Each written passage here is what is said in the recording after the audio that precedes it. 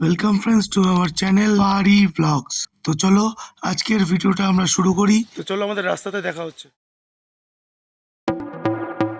আর তেলটা নেওয়া গেল না, আরো বেশি হয়ে গেছে। এবার ফাইনালি এখন বেরোচ্ছি টোটা। চলো তোমাদের সাথে লাস্টে হোটেল স্পটে গিয়ে নিয়ে আমাদের কথাতে দেখো, পাশে দেখো।